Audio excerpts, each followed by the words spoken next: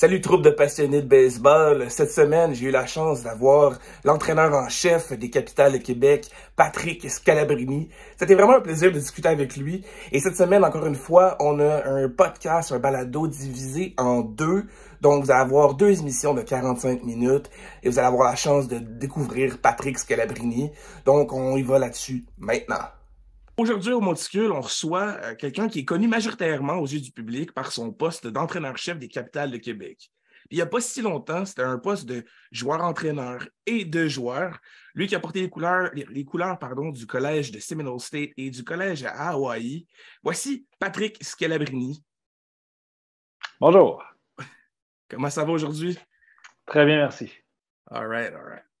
Je voulais savoir, le baseball dans ta carrière, là, avant que ça devienne les collèges américains, que ça devienne le baseball majeur, les Capitales de Québec, c'est parti de où? Honnêtement, quand j'étais flow dans mon village, on connaissait à peu près que ça. Moi, c'est contrairement à la plupart des gens, c'est ma mère qui jouait au softball, qui avait un petit peu cette passion-là. Je me rappelle, tout jeune, on allait l'avoir joué avec quelques-unes de ses sœurs de Nick de softball à Waterville, dans le petit village d'où je viens. Et puis, c'est ça. Fait qu'on on a commencé à jouer tout jeune. Je suis le bébé j'ai deux grands frères. Et puis, particulièrement avec mon frère Danny, qui a joué un petit peu pour les Capitales également tard dans sa carrière. On se challengeait toute notre vie. On allait jouer au baseball sur le côté de la maison. On a commencé tout jeune. Et puis, c'est devenu partie intégrante de notre vie à un jeune âge. Et puis, par la suite, évidemment, on a grandi là-dedans. Et à quel moment c'est devenu plus sérieux le baseball où tu t'es dit, j'ai une possibilité peut-être d'aller plus loin, collège américain, juste des équipes élites. À quel moment tu t'es dit, c'est là le point tournant que ça peut arriver?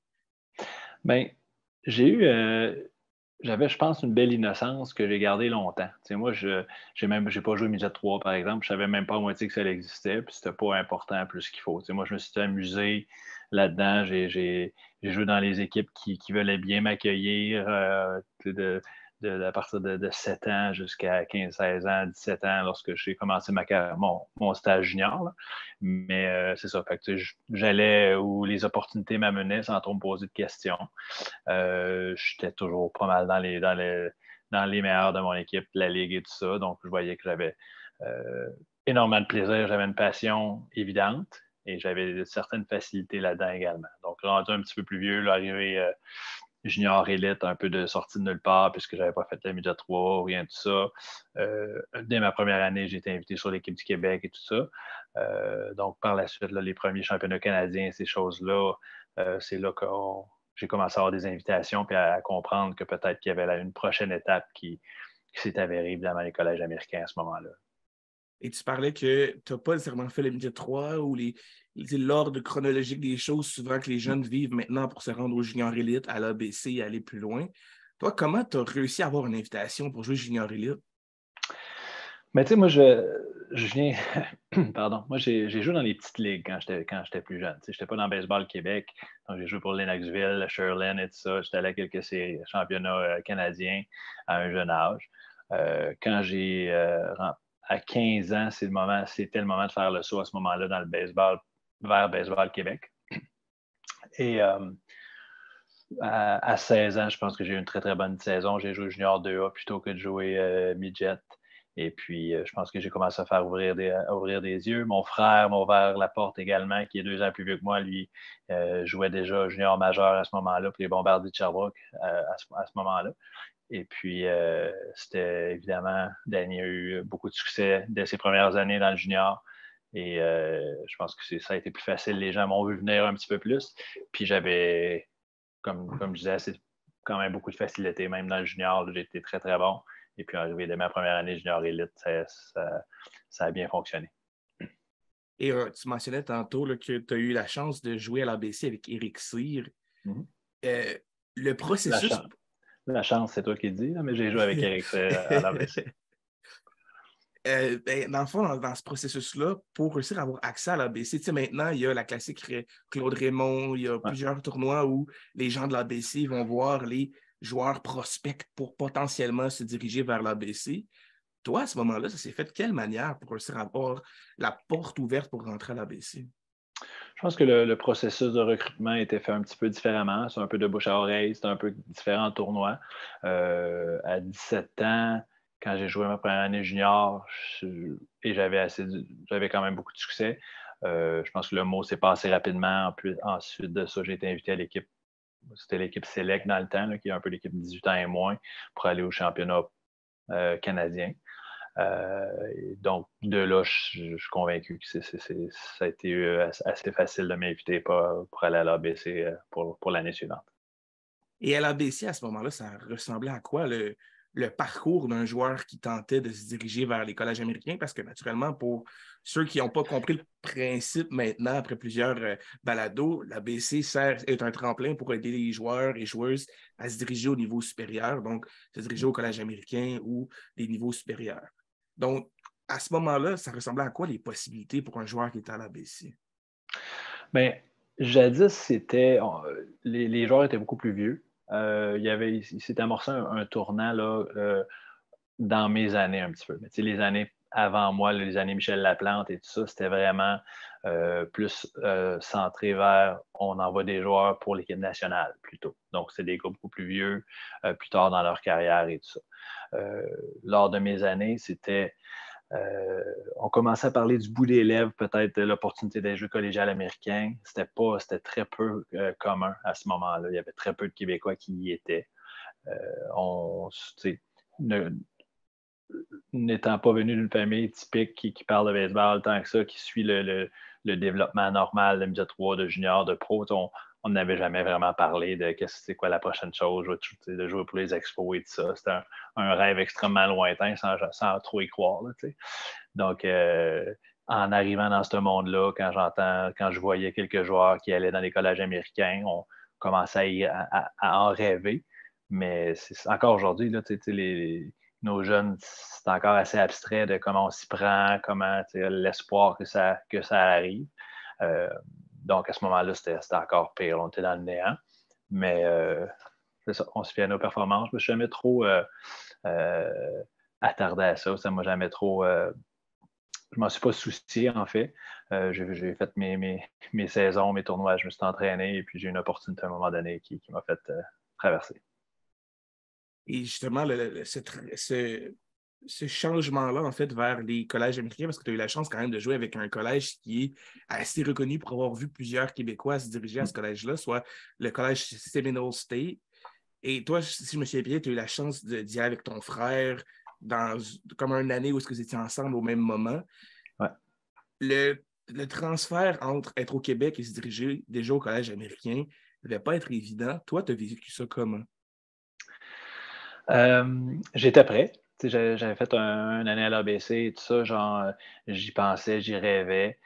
J'étais allé au bout un petit peu de ce que je pouvais faire, je pense, au Québec. Je venais de participer aux Jeux du Canada. À ce moment-là, c'était 21 ans au moins, puis j'avais été pas mal le meilleur joueur de l'équipe, dans les bons joueurs de l'équipe. J'avais eu des gros matchs, beaucoup de points produits et tout ça. Donc, c'est à la suite de ce tournoi-là que j'avais eu mon opportunité. Je me rappelle, le coach de Séminole, il m'a appelé très, très tard. Il m'a appelé j'ai goût de te dire en septembre ou en août pour y aller immédiatement. Je me rappelle parce que je parlais à peine anglais, je ne le comprenais pas si mal, mais lorsqu'il m'a appelé, il m'a demandé OK. Fait que là, moi, j'ai demandé dans mon anglais cassé OK, when do I go? T'sais? Fait que là, il m'avait dit yesterday. Fait que là, je pensais à ça. Yesterday, you mean tomorrow? Non, yesterday, en sens OPC. Fait que c'est ça. Fait que je me rappelle, j'avais jamais trop entendu parler de ça de Séminole. J'avais demandé simplement si c'est une bonne bourse, une bourse complète, parce que c'est ce qui m'aurait bloqué. Puis là, il m'avait répondu dans l'affirmative. Donc, tout de suite après avoir accroché, j'étais allé chercher on avait un gros atlas chez moi. Là. J'étais allé ouvrir l'atlas, puis j'étais allé regarder aux États-Unis sur la carte, c'était où l'Oklahoma. Puis plus on descendait vers le sud, plus j'étais content. En étant assez. En ne sachant pas qu'il n'y a pas grand-chose à voir en Oklahoma, mais au moins le soleil il sort plus fréquemment qu'il sort à Waterville. Oui, naturellement, entre Waterville et l'Oklahoma, c'est deux endroits complètement différents. Tu as mentionné les Jeux du Canada et pour avoir eu la chance à quelques reprises, des fois, de voir du baseball dans les tournois des Jeux du Canada, c'est quand même un tournoi qui est assez intéressant de pouvoir affronter plusieurs provinces à travers le Canada puis un peu se tester pour voir on est à quel niveau face à d'autres équipes. Tu mentionnais avoir été un des bons joueurs ou des meilleurs joueurs de cette équipe-là. Peux-tu nous parler un peu du tournoi, comment ça s'est passé? Comme tu l'as mentionné, c'est un super tournoi. C'est un peu comme des mini-olympiques, dans le sens où il y a toutes les disciplines y sont et tout ça. Nous, c'était au Manitoba, mon année. Donc, on s'est retrouvé là, une espèce d'équipe du Québec, rassemblée à la dernière minute avec des gars que je connaissais bien, d'autres que je ne connaissais pas. Martin Tanguay de Sherbrooke qui était également dans cette équipe-là.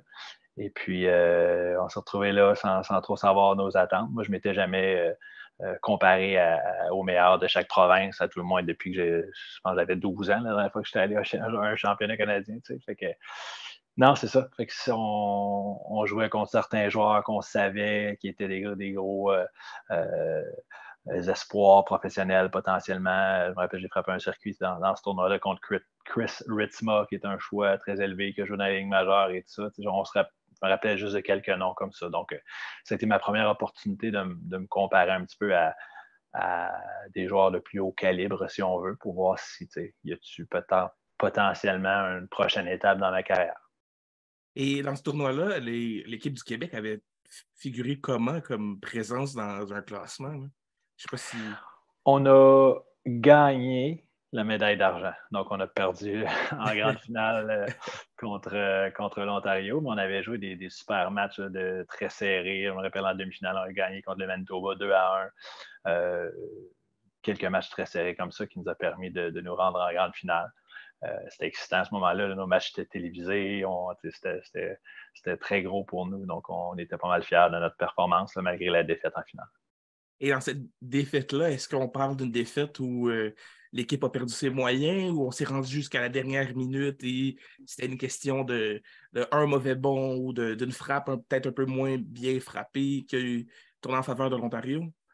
Je dois admettre que mon cerveau a décidé de ne pas me rappeler complètement de tout ça. Je me rappelle plus du circuit décisif que j'avais frappé en demi-finale. Mais non, non. Je me souviens qu'on avait fait quelques erreurs en défensive, qu'il avait fait quelques points tôt dans le match.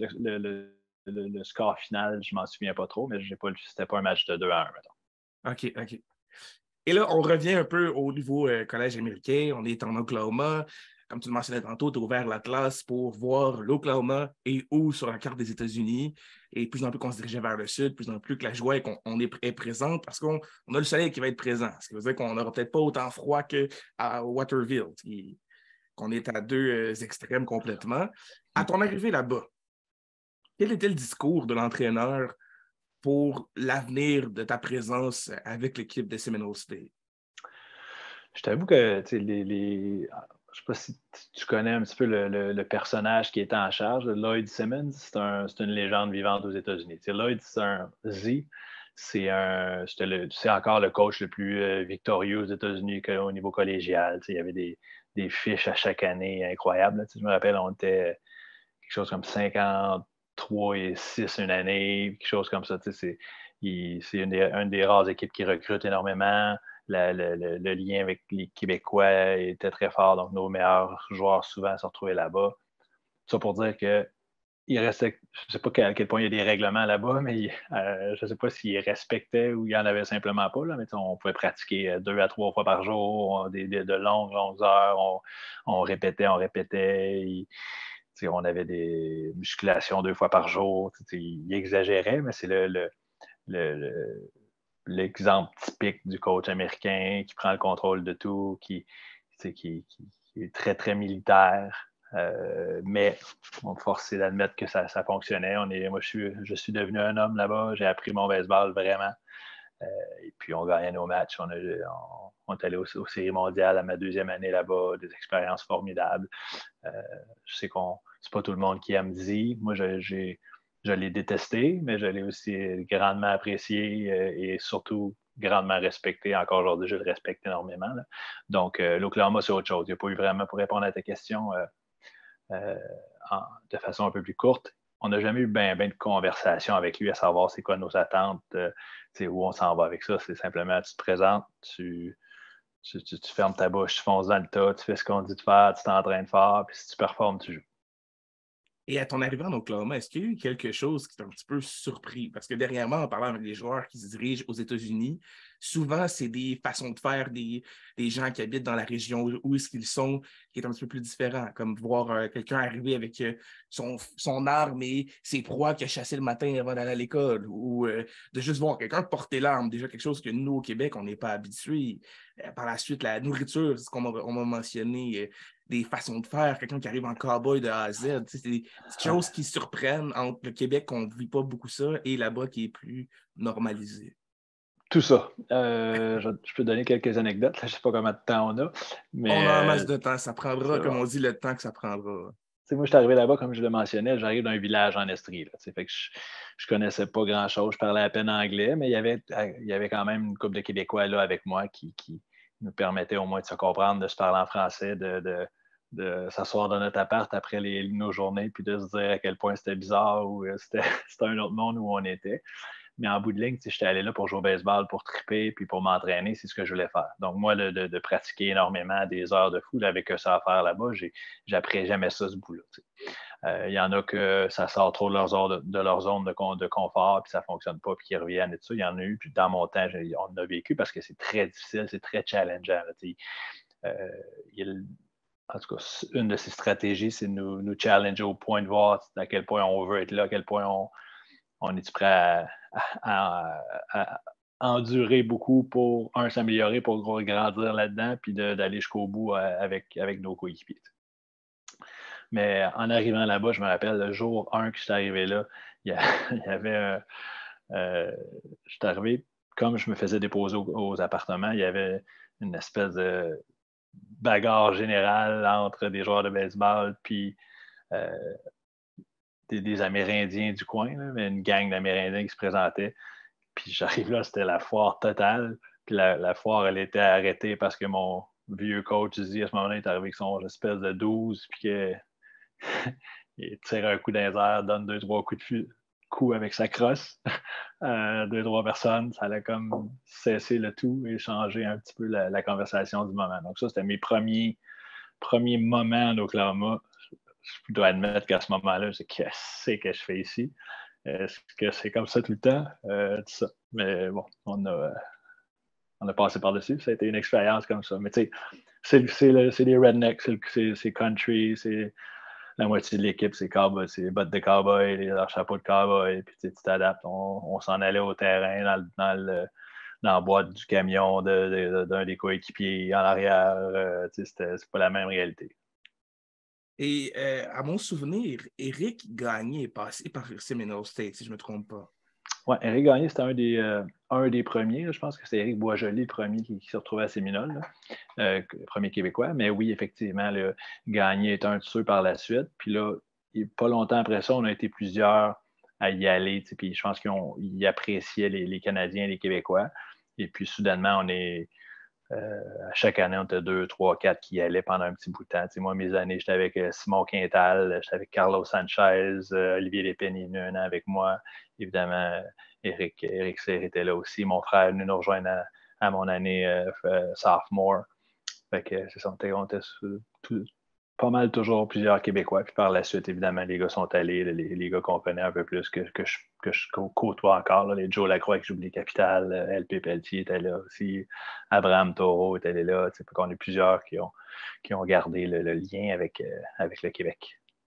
Et c'est là où, en fait, je ne me souviens pas si c'est dans la biographie d'Éric Gagné ou avec une discussion avec Abraham Taureau où on parlait qu'à Seminole State, ça arrivait des fois les courses le matin dans un gymnase où tu cours jusqu'à temps que tu sois plus capable de courir. Je crois que c'est dans la biographie d'Éric Gagné, mais vu que c'est proche des mêmes années que toi, tu vas peut-être pouvoir confirmer le tout. Est-ce que ça dit quelque chose, ça, les courses le matin à n'en plus finir et tu ne pouvais pas arrêter tant. Merci à toi de ramener des événements traumatiques comme ça sur le tapis. Mais oui, absolument. C'était un peu un des principes à Asie là, il y avait un régime un peu de terreur, s'assurer que les gars ne fassent rien de pas acceptable en soirée ou quoi que ce soit. Donc, on avait les morning weights qui étaient 2 fois semaine, je crois, qui étaient ça débutait avant que le soleil se lève. Je pense qu'on partait à 4h30, il fallait y aller à pied. C'était un entraînement punitif, en fait, qui déguisé en entraînement pas punitif. Mais effectivement, la fin seulement de l'entraînement, c'est le début. C'était la course alentour des 4 poubelles à chaque coin du gymnase qui était là et pour faire en guise de cône et en guise de place pour vomir pour ceux qui ne se rendaient pas. Fait que ça paraît, ça paraît pas si joyeux. Je suis pas, on peint peut-être pas un portrait si plaisant, mais ça, c'était les bouts plus difficiles. Mais écoute, on était en forme comme tu n'as pas idée. Comme j'ai dit, j'ai appris énormément, j'ai grandi, je suis devenu un homme. On s'entraînait énormément, on mangeait énormément. Fait que, pour un genre de fin d'ado qui veut grandir, grossir, être plus fort, ça a fait le travail pendant une couple d'années. Parce que quand j'ai lu la biographie d'Éric Gagné, je suis à peu près en secondaire 4. Je trouve ça dans ma bibliothèque d'école secondaire. Puis là, moi, étant un fanatique de baseball, je me dis, je vais lire ce livre-là. Puis quand j'ai lu ce bout-là, je me suis dit, un jour, si j'ai la chance de poser la question à quelqu'un qui a vécu ça, savoir si tu es vrai, si tu es aussi, j'aurais tendance à dire, intense qu'il mentionne. Puis là, juste savoir la réaction que tu as eue quand je venais parler, j'ose croire que c'est le cas. Parce que moi, je lisais ça, puis je me disais, waouh, c'est quelque chose. Hein. Moi, si je trouvais qu'exemple, un certain test qu'on faisait dans des camps d'entraînement était intense, ça, c'est rien à comparer de ce que je faisais, là, définitivement. Puis, tu as parlé de quelque chose tantôt qu'il n'y a pas beaucoup de gens qui ont eu la chance de le vivre. En tout cas, dans les Québécois que je connais, les séries mondiales collégiales, c'est quelque chose qu'on entend parler pour les gens qui suivent le baseball. C'est quelque chose qu'on suit pendant la saison collégiale, mais qu'on n'a pas nécessairement eu la chance de discuter tout le temps avec quelqu'un qui l'a vécu. Et tu mentionnais qu'à ta 2e année, tu as eu la chance de vivre les séries mondiales avec Seminole State. Peux-tu nous parler un peu de l'ampleur de ce championnat-là qui est quand même assez télévisé, parlé aux États-Unis et au Québec? On n'en parle quand même pas autant, mais on en entend parler dans ces moments-là. Oui, non, c'est très gros. Pour faire la distinction entre Junior College où on était, c'est la série mondiale, c'était à Grand Junction au Colorado. Donc, nous, c'est là que j'ai participé. Le Division 1, Université 4 ans, les gros Division 1, ça, c'est au Nebraska, à Omaha, la grosse série mondiale qui est là chaque année. Nous, on a évidemment participé à celle à Grand Junction quand j'étais à Séminole. Puis, tu sais, c'est jour 1 que tu arrives là-bas à Séminole, on ne parle que de ça. On vise l'excellence, on veut gagner, non seulement se rendre à Grand Junction, mais on veut gagner des séries mondiales. C'est le plan depuis toujours. Avec les saisons victorieuses qu'il avait année après année, c'était le but. Et puis tout le monde adhérait et travaillait fort dans ce but-là. Donc, le fait de se rendre là, le fait de jouer fort toute l'année, ça allait bien. Évidemment, il y a des hauts et des bas. On a eu plus de hauts, mais on a eu des bas très bas qui nous ont fait mal physiquement et mentalement. Mais tu sais, rendu au Regionals, il faut gagner dans notre conférence pour se rendre. Après ça, on avait gagné l'Oklahoma, il fallait battre le champion du Missouri. C'était une équipe, c'était Maple Woods à ce moment-là. Puis il y avait un gros prospect dans l'équipe. C'était un genre d'Areco avec des grosses fesses. Il s'appelait Albert Pujols, qui jouait à Areco. Mais il y avait beaucoup d'intérêt puis beaucoup de dépisteurs partout pour ce Dominicain-là qui frappait des bombes. Fait que nous, c'était le fun de voir. Puis ça a été un 2-3 qu'on s'est rendu au match ultime et tout ça. Ça a été très, très, très serré, mais je me rappelle encore là, du symbole finalement de les battre au match ultime, un match très serré. De s'imaginer enfin d'aller à ces World Series-là, dont on a parlé depuis 2 ans, mais surtout dont on a souffert, travaillé, enduré, tout le monde ensemble pour s'y rendre. C'était vraiment le but ultime qu'on était capable d'aller chercher maintenant. Donc, en se rendant là, c'est découvrir le monde. Là. J'avais à peu près pas voyagé dans ma vie avant ça. Quand on s'en va en Oklahoma, au Colorado, c'est pas du tout comme l'Oklahoma. C'était beaucoup plus beau. Il y avait plusieurs choses de tourisme, plusieurs expériences de tourisme à faire. On a voyagé un petit peu. Et puis de se présenter au terrain devant un super beau terrain, devant des estrades pleines, devant des dépisteurs très nombreux. Tout ça, c'était vraiment une belle expérience. Tu as quand même eu la chance de jouer contre Albert Pujols. C'est quand même quelque chose qu'on peut mettre sur un bucket list puis de faire un crush en disant j'ai affronté Albert Pujols. Ça, c'est quand même toujours très intéressant. Et Tout à fait. là, Le seul problème, c'est que lui, il ne se rappelle pas de m'avoir affronté. C'est ça le problème. il en a quand même affronté quelques-uns Ouais, entre ce ouais. moment-là et le reste de sa carrière par la suite. Lui qui a quand même terminé là, avec une belle dernière saison là, avec les Cardinals la saison dernière. C'est toujours le fun de savoir que tu as affronté cette légende-là du baseball. Ouais. Et justement, tu disais, là, tu es arrivé aux séries mondiales du collège, c'est quelque chose de gros, tu as eu une chance de voyager, mais la série en tant que telle, comment ça s'est passé, ça? Affronter, quand même jouer sur une scène qui est quand même assez grosse de gens qui vont être présents, qui regardent ça. Vous avez battu l'équipe prétendante de l'année précédente qui venait de gagner, qui tentait de retourner à ces séries mondiales-là.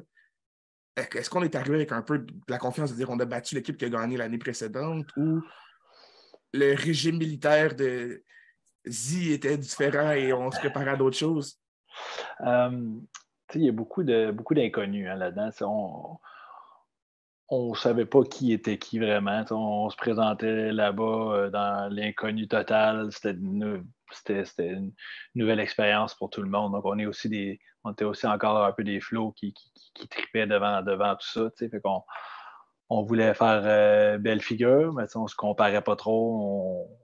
Il n'y a pas vraiment moyen de savoir quelle équipe est forte, mis à part les classements, si tu ne les as jamais vus. Fait que, je me rappelle qu'il y avait des équipes favorites, d'autres un petit peu moins. On avait joué un match contre l'équipe de John Lackey, qui est un joueur qui s'est rendu dans les ligues majeures longtemps, qui frappait, qui lançait à ce moment-là, puis il nous avait complètement dominé au monticule. Et je pense qu'il avait fait un Shohei Ohtani. Je me rappelle pas, je pense qu'il avait frappé un circuit ou deux. Donc, en perdant ce match-là, ça nous a fait très mal. Euh, on avait remporté un match c'est drôle, contre Christian Chenard, qui était là à ce moment-là, un autre Québécois qui était là avec Briarcliff College de, de New York. Là. Donc, on les avait affrontés. C'est quand même étrange que moi, Patrick Scalabrini, j'ai affronté mon ancien coéquipier de l'ABC, frappeur contre lanceur, aux séries mondiales quelques années après. Là. C'était un moment cool quand même.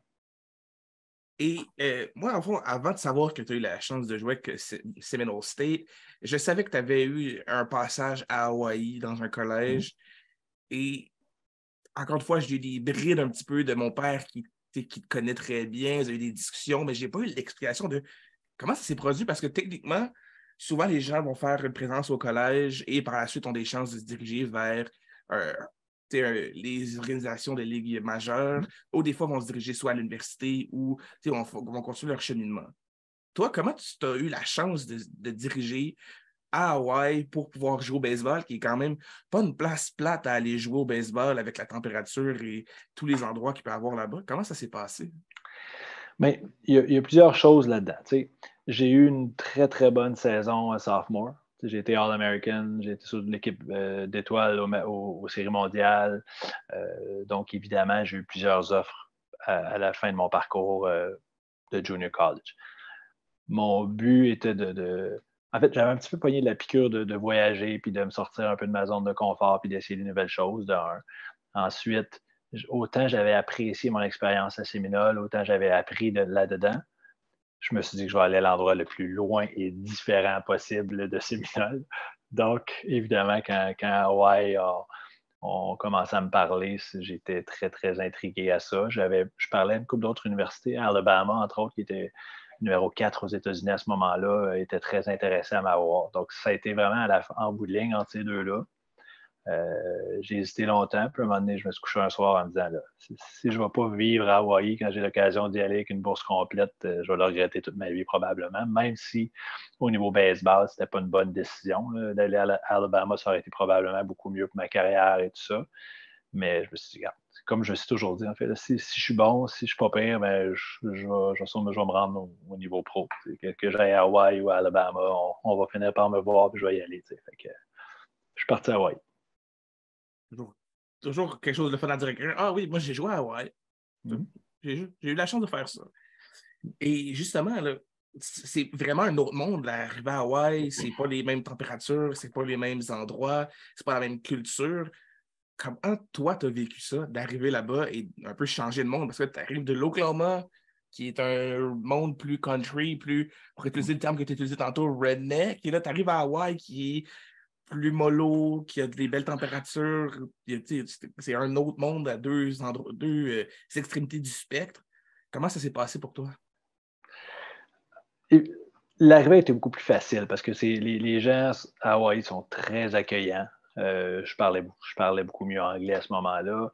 La vibe est très chill. T'sais. Fait que tu arrives là, dans le Division 1, dans l'Université Division 1, il y a beaucoup plus de règlements également. Les heures d'entraînement, c'est beaucoup plus strict, tout ça. Donc, je suis arrivé là en, en mode pas en mode touriste, mais soudainement, j'avais plein de temps sous la main. J'étais sur un endroit paradisiaque où je pouvais passer du temps de qualité, relax, comme je voulais, aller à la plage avant et après mes cours, genre de choses-là.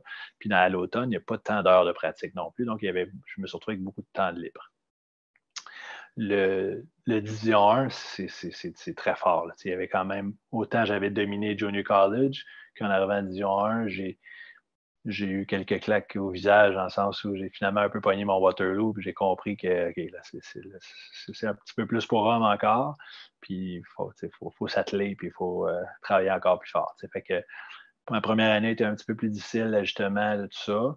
C'est un endroit où la balle ne voyage aucunement. Donc, pour un rappeur de puissance, c'était difficile pour moi de trouver un petit peu mon identité là-dedans. Mais c'est ça. Par le travail, l'expérience, le leadership, on a roulé notre boss. Et puis ma deuxième année là-bas, ça a été vraiment une belle amélioration. Le coaching staff avait changé un petit peu aussi, donc on s'entendait un petit peu mieux tout le monde là-dedans. Puis on a eu vraiment une très belle année cette année-là. Et puis, c'est ça.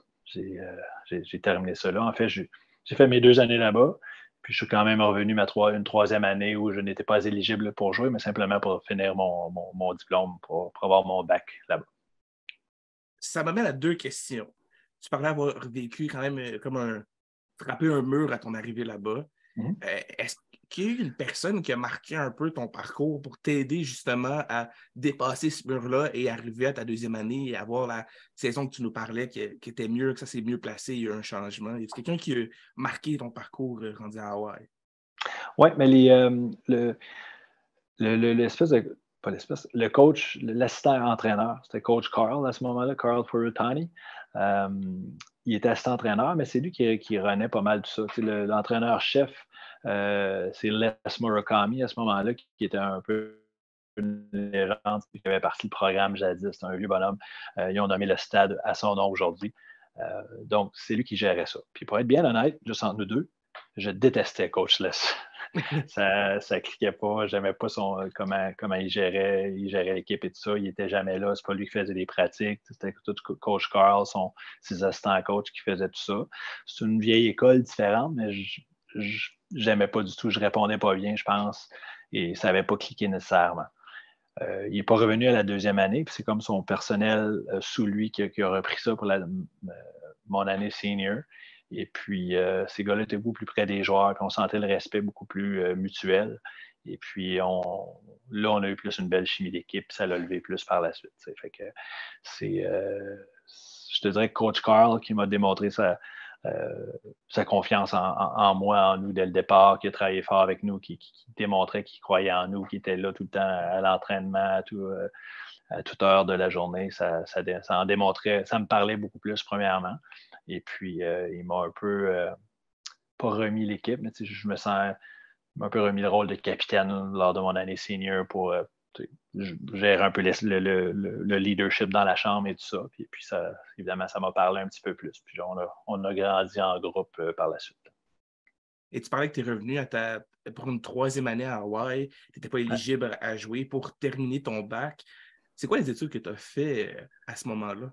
Ouais, j'ai un bac en histoire, imagine-toi donc, qui ne m'a toujours pas servi en ce jour. Peut-être quand je serai plus vieux, je l'utiliserai d'une manière ou d'une autre, là, mais c'est ça. Fait que je tenais à avoir quelque chose. J'ai toujours été passionné pour l'histoire. Et puis, sans trop me poser de questions, j'ai fait ça. Je me suis en allé dans cette voie-là.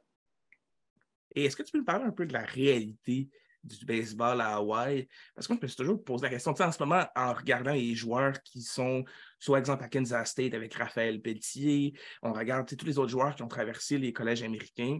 On arrive tout le temps là et on voit que les installations sont à la fine pointe de la technologie. Il y a vraiment des choses qui sont plus haut niveau, si j'aurais tendance à dire. Mais à Hawaï, dans le temps que tu étais là, ça ressemblait à quoi un peu la réalité du baseball?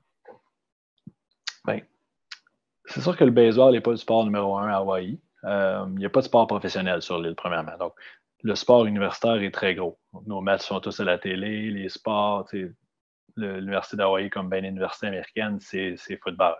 Puis mes années où j'y étais, c'était la folie du football, le retour de June Jones, qui est un ancien coach de la NFL, qui est retourné à Hawaï prendre sa job de rêve, puis l'équipe a levé vraiment.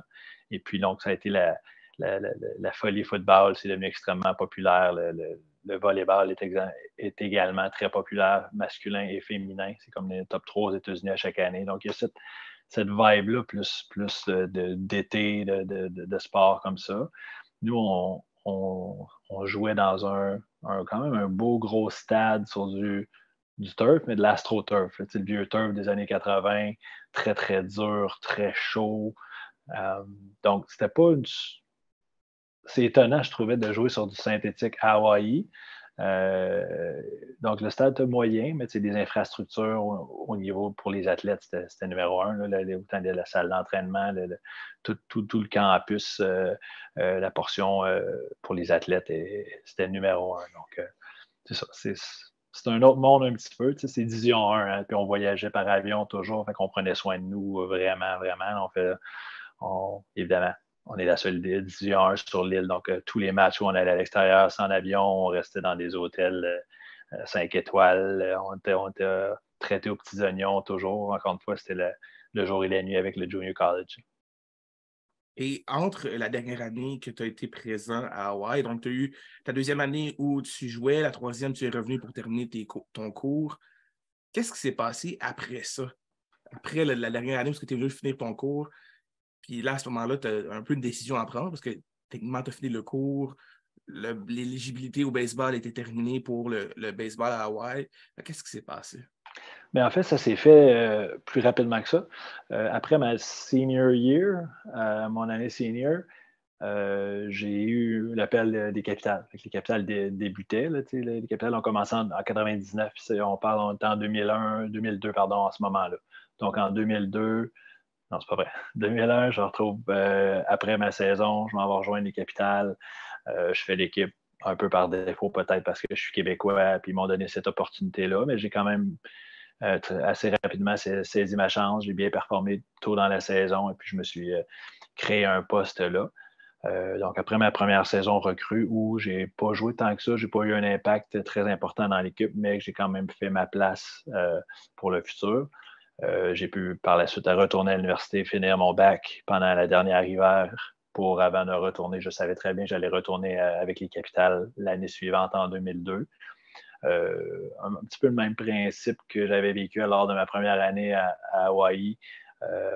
Ma première moitié à Québec, j'ai eu beaucoup de succès. Ma deuxième, très peu. Donc, physiquement, ça a été difficile. J'ai frappé un mur. De jouer 100 matchs en peu de temps, c'est très difficile. On ne les réalise pas comme athlète jusqu'à temps que ça arrive. Surtout après avoir joué une saison universitaire de 56 matchs. Donc, je me rappelle, j'avais cassé à un moment donné. Et puis, donc, dans ma saison morte à Hawaï, donc, je faisais mon université, j'avais beaucoup plus de temps libre. Donc là, je m'étais entraîné très fort, je m'étais préparé beaucoup mieux, sachant un petit peu qu'est-ce qui était le baseball professionnel dans le but d'arriver dans une meilleure forme physique, mais aussi meilleur état mental, si on veut, à l'idée à l'aube d'approcher une deuxième saison professionnelle. Et tu parlais un peu là, que tu as frappé un mur. Et dans les dernières semaines, quand je parlais avec des gens qui ont soit eu le baseball il y a quelques années et le baseball récent, on dirait que l'élément qu'on parle beaucoup plus, c'est le temps de repos qui est différent il y a quelques années et ce qui est maintenant. Encore une fois, je reviens un peu avec Eric Cyr parce que c'est la personne que j'ai parlé dernièrement, donc c'est ce qui est frais en ce moment. Il parlait qu'une de ses blessures qu'il a vécues, c'était des dépôts je pense que c'est du calcium au niveau du coude. Il a eu des problèmes au niveau du coude.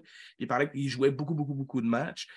D'autres joueurs, exemple, quand j'ai parlé avec Raphaël Petit, qui est un joueur qui joue au collège américain au Kansas présentement, lui, il paraît que son temps de repos est vraiment différent. Il a la chance de se reprendre et de se ramener pour pouvoir jouer ses prochains matchs. Est-ce que dans ce moment-là, quand tu dis que tu as frappé un mur, c'est parce que le temps de repos n'était peut-être pas le même que tu aurais peut-être dû avoir pour être capable d'être en forme et prêt à faire la saison de 100 matchs? Mais tu sais, le baseball professionnel est bâti ainsi. On joue à tous les jours, tu as un match de congé une fois de temps en temps. Puis dans les ligues mineures, tout comme dans l'indépendant, on ne prend pas soin de nous, dans le sens où tu joues à tous les jours, tu fais de la route la nuit entre les villes, tu manges à peu près quand tu peux et ce que tu peux. C'est difficile de bien prendre soin de son corps. Je pense que les temps ont changé un petit peu, on est plus éduqué à ce niveau-là, à savoir comment bien prendre soin de nous, surtout au niveau de l'alimentation, pardon, et tout ça. Donc, est-ce qu'on aurait pu prendre plus soin de nous? Oui, mais en même temps, tu rentres dans le baseball professionnel, tu joues à tous les jours. Le repos, tu le prends comme tu le peux, mais si tu joues à tous les jours, tu joues à tous les jours, tu ne te poses pas de questions, tu fonces dans le tas. J'ai pas eu de problème physique dans le sens où j'ai pas eu de blessure sérieuse à ce moment-là. C'est juste que la fatigue, puis je suis devenu beaucoup plus faible physiquement. Donc, tes mains passent un petit peu moins rapidement au bâton, ce qui fait une énorme différence et tout ça. La confiance diminue également. Donc, c'est tout ça ensemble et avec la fatigue générale du corps. C'est pour ça que je pense que ma deuxième saison, ça a été le jour et la nuit. J'ai été beaucoup meilleur ma deuxième saison, sachant un petit peu à quoi m'attendre et surtout m'étant préparé autant physiquement que mentalement pendant la saison morte. Cette deuxième saison-là, ça nous amène en 2002. Ouais. Tu as eu la chance de jouer quand même plusieurs autres saisons par la suite. Est-ce que tu peux nous parler un peu de l'évolution de ta présence avec les Capitals? Oui, absolument. 2002, ça a été une très, très grosse saison pour nous dans l'indépendant. Tu as comme 2 ans pour être recru, si on veut. Et puis, disons que j'ai connu mon éclosion là. J'ai un petit peu découvert qui j'étais comme athlète et tout ça. Donc, j'ai gagné un poste de partant à ce moment-là assez tôt dans la saison. Puis, j'ai eu une très, très bonne saison. J'ai frappé 320 quelques circuits, beaucoup de buts volés. J'ai réussi à un petit peu à découvrir qui j'étais, comment faire pour faire ma marque un petit peu plus à ce niveau-là. J'ai commencé à ouvrir des yeux un petit peu plus. J'ai été recru de l'année dans la Ligue. J'ai été sur le match des étoiles cette année-là. À la fin de l'année, j'ai commencé à parler à quelques organisations pour aller au baseball affilié. Donc, c'est ça. Très, très heureux de ma saison cette année-là. J'ai eu l'opportunité de signer avec les Cubs de Chicago dans la saison morte. J'avais une couple d'opportunités. J'ai choisi les Cubs pour une raison ou une autre. Et puis, un peu dans la même ordre d'idée. En fait, à ce moment-là, dès que j'ai commencé à jouer pro et être pas pire collégial, là, ça commençait à fleurir l'idée de jouer professionnel, où est-ce que j'aime rendre, est-ce que les ligues majeures, est-ce que je suis assez bon, tout ça. Moi, c'est arrivé plus tard. Je sais qu'il y a des jeunes qui rêvent plus tôt, puis c'est correct, puis on encourage ça. Mais moi, j'ai commencé à y croire un petit peu plus tard, sur le tard, en jouant à ces niveaux-là. Donc, arrivé avec les Capitals, surtout ma deuxième saison, où j'ai eu beaucoup un plus large impact, là, j'ai commencé à y croire beaucoup plus. T'sais. Donc, lorsque les équipes ont commencé à me parler, puis lorsque j'ai signé avec les Cubs, j'y étais. On dirait que je me sentais un peu complexe de l'imposteur parce qu'en me disant, je suis vraiment assez bon, je vais-tu me rendre là, tout ça. Mais on dirait que je me disais juste, je veux juste jouer un match pour pouvoir sentir et dire au monde entier que j'ai joué professionnel pour vrai, ce genre d'affaires-là. Et puis, c'est ça. Fait que j'ai mon invitation pour signer avec les Cubs, aller au camp d'entraînement, tout ça. Je m'entraîne comme je peux pendant l'hiver au Québec, à Montréal, à l'ABC, dans une petite cage noire, pas vu de lanceur. Fait ce que j'ai pu. Arrivé au camp d'entraînement, et puis ça n'a pas si bien été. On m'a libéré avant la fin du camp d'entraînement par performance et peu importe. Fait que ça a été un gros, gros coup pour moi parce que c'était vraiment mon rêve. J'ai même pas pu jouer un seul match avec les Cubs. J'ai encore mon habit, mon bel habit des Cubs flambant neuf, Scalabrini écrit dans le dos que j'ai jamais remis parce que je ne l'ai pas encore tout à fait digéré. Mais en même temps, il y a 2 façons de vivre ça. Je me suis regardé dans le miroir puis j'ai réalisé que je n'étais pas assez prêt, je ne m'étais pas bien préparé pour ça.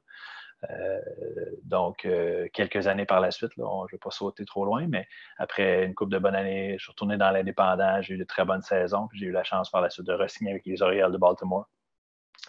Là, je me suis préparé en conséquence. J'étais allé en Californie chez un copain, m'entraîner tout l'hiver, j'ai affronté des lanceurs, je me suis assuré que là, Batins, aucun entraînement, je ne leur donnerai pas l'opportunité de ne pas me garder. Et puis, je suis arrivé vraiment prêt. Puis là, effectivement, j'ai performé plus qu'à la hauteur de mes attentes là-bas. J'ai vraiment bien fait. Puis, j'ai pu au moins aller jouer dans les ligues mineures là-bas là, pendant un petit bout.